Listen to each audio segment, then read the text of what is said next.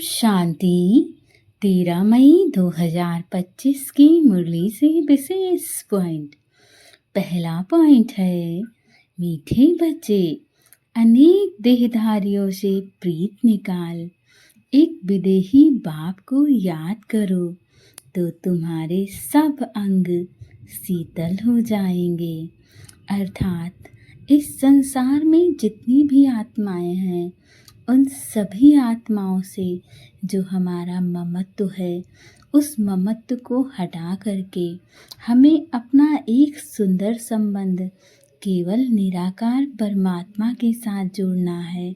जब हम उस निराकार परमात्मा के साथ अपना संबंध जोड़ते हैं तो हमारा प्रत्येक अंग शक्तियों से भरपूर हो जाता है।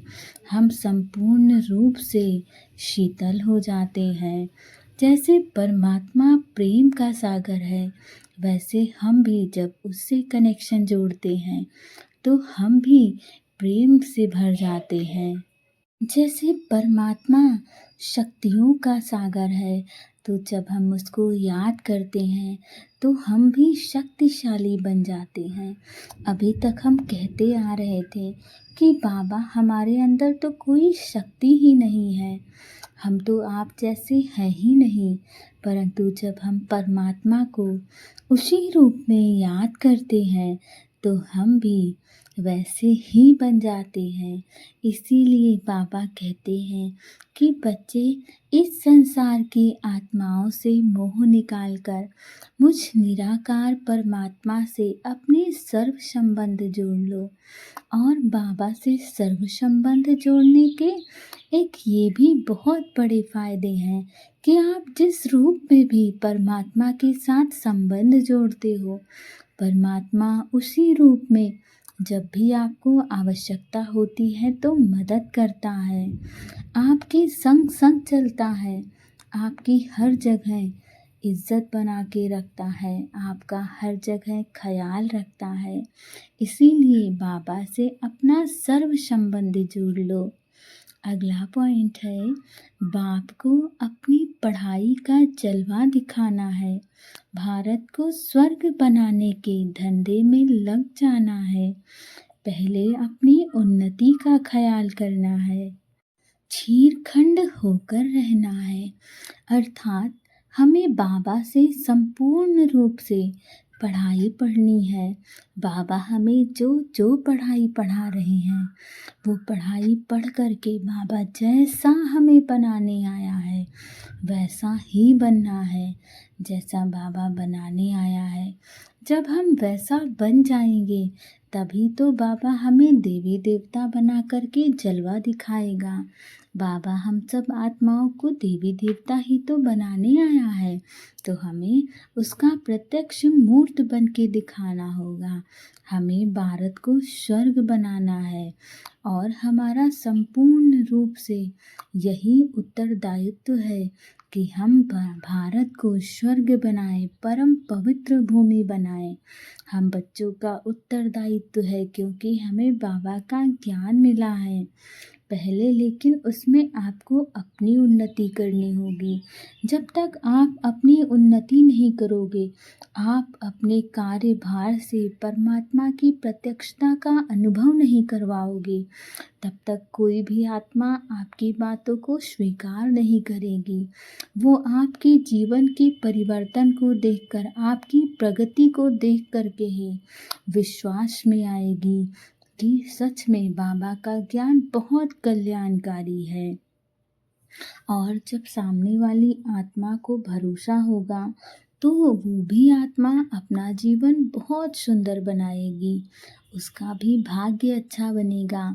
साथ साथ जब सामने वाली आत्मा का भाग्य आपकी वजह से सुंदर बनेगा तो आपका भी भाग्य स्वयं सुंदर बनेगा। अगला पॉइंट है, कोई भूल हो तो बाप से क्षमा लेकर स्वयं ही स्वयं को सुधारना है। बाप कृपा नहीं करते हैं, बाप की याद से विकम काटने हैं। निंदा करने वाला कोई कर्म नहीं करना है। अर्थात यदि हमसे कोई गलती हो जाती है, हम सब मनुष्य आत्माएं हैं, तो गलती होना एक स्वाभाविक सी बात है, परंतु उसे दोबारा हमें रिपीट नहीं करना है। यदि हम बार बार उसी गलती को दोहराते हैं तो शायद हम मानव ही नहीं हैं, क्योंकि एक पशु जो होता है वो भी गलतियों को बार बार नहीं दोहराता है। तो हम तो परमात्मा के बच्चे हैं, हमारा उत्तरदायित्व तो ज़्यादा है। इसीलिए यदि हमसे कोई गलती हो जाती है तो उसकी क्षमा बाबा से मांगनी है और फिर स्वयं ही स्वयं को सुधारना है। बाबा हम पर कृपा नहीं करते हैं। बाबा की याद से हमने अपने विकर्मों को काटना है। जब हम अपने विकर्मों को काटेंगे तभी हम परम पवित्र आत्मा बनेंगे। हमें बहुत बहुत अटेंशन रखना है कि निंदा करने वाला हमें कोई भी कर्म नहीं करना है, क्योंकि यदि हम ही निंदा करने वाले कर्म करेंगे तो अन्य आत्मा भी हमारा ही अनुसरण करेंगी, और यदि अन्य आत्माएं निंदा करने वाले कर्म करेंगी तो हमें भी उसका पाप चढ़ेगा। इसीलिए बहुत ध्यान रखना है कि हमारे कर्म बहुत पवित्र हों, बहुत ही कल्याणकारी हों, हर आत्मा का कल्याण करने वाले हों। अगला पॉइंट है नॉलेजफुल की विशेषता द्वारा संस्कारों के टक्कर से बचने वाले कमल पुष्प समान न्यारे व साक्षी भव। अर्थात संस्कार तो अंत तक किसी के दासी के रहेंगे, के राजा के रहेंगे। संस्कार बदल जाए यह इंतज़ार नहीं करना है। हम तो नॉलेजफुल बच्चे हैं, हमें अपने संस्कारों को परिवर्तन खुद ही करना होगा, लेकिन मेरे ऊपर किसी का प्रभाव ना हो, इस बात का ध्यान रखना होगा। क्योंकि हर एक तो एक के संस्कार भिन्न हैं, दूसरा माया का भी रूप बनकर आते हैं। इसीलिए कोई भी बात का फैसला मर्यादा की लकीर के अंदर रहकर करना है। ऐसा ना हो कि हम मर्यादा की लकीर से बाहर चले जाएं, क्योंकि हम साधारण आत्माएं नहीं हैं। ये आप अपने हर कर्म में ध्यान रखिएगा।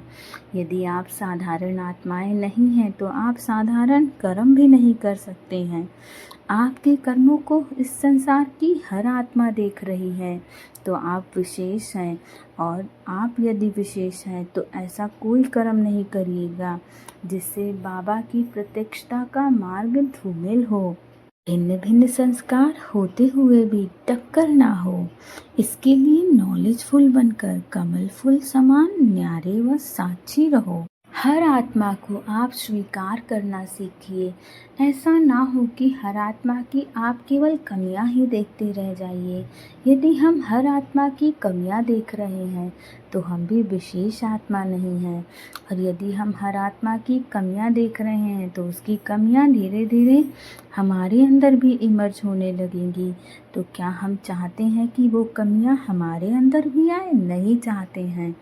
और उससे भी बड़ा, यदि आप अपना पुण्य का खाता बनाना चाहते हो तो सामने वाली आत्मा को उसकी कमियों का एहसास न करा करके उसकी विशेषता का एहसास कराइए, तो आपका पुण्य का खाता भी बढ़ेगा। अगला पॉइंट है हठ व मेहनत करने के बजाय रमणीकता से पुरुषार्थ करो। यदि आप हठवश पुरुषार्थ करते हैं तो वो पुरुषार्थ नहीं है। यदि आप मेहनत करके बहुत ज़्यादा पुरुषार्थ करते हैं तो वो भी विशेष नहीं है। इसीलिए पहली बात, अपने आप को परिवर्तित करो, और जो भी आपके अंदर कमियां कमजोरियां हैं उन्हें सच्चे मन से बाबा को समर्पित कर दो। जब हम बाबा को समर्पित कर देते हैं तो वो कमियां और कमजोरियां बाबा की हो जाती हैं, हमारी उसमें कोई जिम्मेवारी ही नहीं रहती है, और जो बाबा को दे दिया वो हम दोबारा लेते नहीं हैं। तो फिर आप हर्षित मुख रहिए और रमणीकता के साथ अपना पुरुषार्थ करिए, अपना भाग्य सुंदर बनाइए। ओम शांति।